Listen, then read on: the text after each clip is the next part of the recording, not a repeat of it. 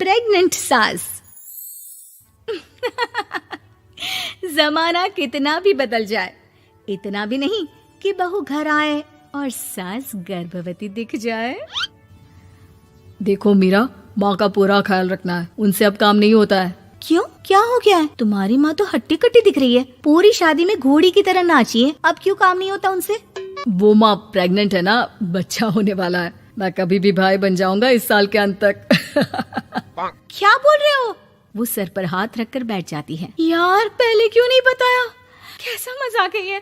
झूठ बोल रहे हो ना? हाँ, झूठ बोल रहे हो ना? तभी ससुर की आवाज आती है। बहू, पानी गरम कर दे, तेरी सास को दवाई देनी है। समय पर दवाई ना दी तो परेशानी हो जाएगी। और हाँ, जरा काजू पीस कर दूध में मिलाकर ले आना। तेरी सास खुद से तो अपनी संभाल करेगी नहीं। हे भगवान, ये मैं क्या सुन रही हूँ? ये ससुर जी को क्या हो गया है? मैं क्या सोच कर आई थी? हाय रे, मैं तो किसी को मुंह भी नहीं दिखा पाऊंगी। अब ये रोना धोना बाद में करना, पहले गर्म पानी कर दो, माँ को दवाई देनी होगी। और हाँ, रात को माँ के पैरों में तेल लगा देना। बहू को गुस्सा आ जाता है, वो बड़बड़ करती किचन में जाती है जहाँ उसका ससुर खड़ा होता है। एक बड़ी जिम्मेदारी है हम सबके सर ऊपर। इस उम्र में माँ बनना खतरे से खाली नहीं होता। हाँ हाँ पता है, तो क्यों बन गई माँ? अरे खतरे से कम नहीं है तो क्या जरूरत थी लल्ला पैदा करने की? कैसी बात कर रही हो बहू? क्या तुम खुश नहीं कि घर में एक नया मेहमान आएगा, छोटे छोटे पैरों से पूरे घर में घूमेगा? पिताजी, ये हाथ जोड़े आपके, आप यहाँ से जाओ। ये शायरी बाद में बताना, अभी मैं पानी गरम करके थर्मस में दे देती हूँ।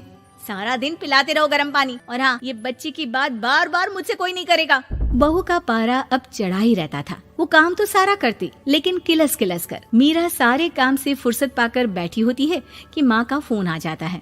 बेटा, बहुत बड़ी जिम्मेदारी है तेरे सर पर, अच्छे से निभाना। ससुराल में हर किसी को खुश रखना वैसे तो मुश्किल है, लेकिन भगवान ही हिम्मत देता है बहू को हर कुछ सहकर सबको खुश रखने की। क्या बड़बड़ किए जा रही हो माँ? जानती भी हो कि यहाँ क्या चल रहा है? मेरी सास, अरे तेरी सास तो देवी है देवी। कितने खुश हो रहे थे सारे तेरी सूरत देख देख कर। पता नहीं जैसे बहू नहीं कोई मन मांगी मुराद मिल गई हो उन लोगों को। अरे बात तो पूरी सुनो। मन मांगी मुराद तो पूरी हुई है।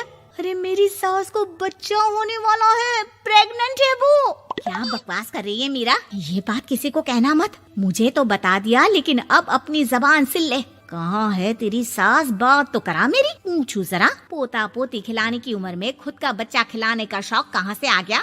और आया भी तो बताना तो चाहिए था। अब क्या नाक कटाने के लिए हम लोगों से रिश्ता जोड़ा है?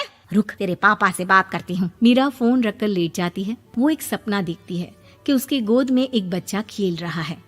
भाभी की गोद में कितना खुश दिख रहा है ना, लग ही नहीं रहा कि भाभी है। मैं तेरे लिए क्या लाया हूँ, सोने की बालियाँ। तेरी शादी में तो मैं बुढ़ा हो जाऊंगा ना। अरे कैसी बात कर रहा है बेटा, इसकी जिम्मेदारी तो तू ही लेगा। हम लोगों का तो कोई भरोसा नहीं, कब ऊपर वाला उठा ले। बहू को सास को देख देख कर गुस्सा आ रहा था। तभी वहाँ पड़ोसन आ जाती है। अरे बहू, तुझसे तो पूछने से भी डर लगता है कि कब खुशखबरी सुना रही है। अब तो अपनी 1 महीने की ननद की ही जिम्मेदारी संभाल ले, बहुत है। अपने जेवर भी रख देना और पैसे भी जमा करना शुरू कर दे। वो बात आगे बढ़ाती उससे पहले ही बहू जोर से चिल्लाकर उठ जाती है। नहीं नहीं नहीं नहीं, मैं अपने जेवर किसी को नहीं दूंगी। अरे कौन ले रहा है तुम्हारे जेवर? तुम औरतें भी ना सपने में भी जेवर ही संभालती रहती हो। मैंने जो सपना देखा है ना, सुनोगे तो होश उड़ जाएंगे। अच्छा, तुम अपना सपना बाद में बताना, पहले मेरा सुनो। कल मैंने इतना अच्छा सपना देखा, इतना अच्छा सपना देखा कि अगर वो पूरा हो जाता है ना तो मैं तुम्हारे लिए रानी हार बनवा दूंगा। बहू अब सारे गम भूलकर पति का सपना सुनने में लग जाती है। अरे क्या सपना था, बताइए ना। बोलिए भी तो, क्या सपना है? मैं पूरा कर दूंगी अगर बात रानी हार की है तो। बोलिए बोलिए। मैंने रात को सपना देखा कि माँ को बेटी हुई है और मुझे बहन। सच्ची, इस घर में बेटी हो जाए तो मैं तो झूम ही उठूं। मीरा का मुंह बन जाता है। वो चुप हो जाती है और सपने की बात याद करती है कि बेटी हुई तो उसे ही अपने गहने उसे देने होंगे। फिर तो रानी हार की जरूरत पड़ेगी ही। भाई लड़की बड़ी होगी, उसकी शादी होगी तो जेवर तो चढ़ाने ही होंगे ना, कहाँ से आएंगे वो? कितने समझदार हो तुम मीरा। मैंने भी यही सोचकर तुम्हारे लिए रानी हार लेने का सोचा था।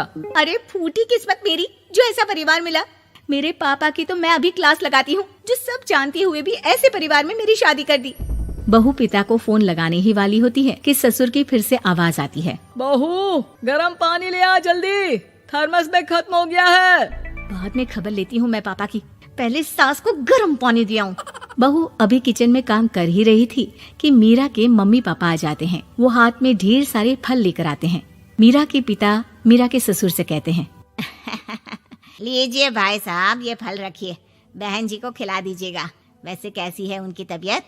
बस पता तो है आपको, ऐसे वक्त में जो होता है बस वही सब। मुझे तो सुनकर बहुत गुस्सा आया था, लेकिन चलिए, भाग्य में जो है लिखा उसे कौन टाल सकता है। डॉक्टर को दिखाए? हाँ, बस डॉक्टर आने ही वाला है। अच्छा हुआ आप लोग भी आ गए। उतने में एक सुंदर सी लेडी डॉक्टर आती है। पेशेंट कौन है आप? अरे नहीं जी, मैं तो बहू हूँ इस घर की। मैं तो अभी सोच भी नहीं सकती पोता या पोती के बारे में। अभी तो मेरी सास ही।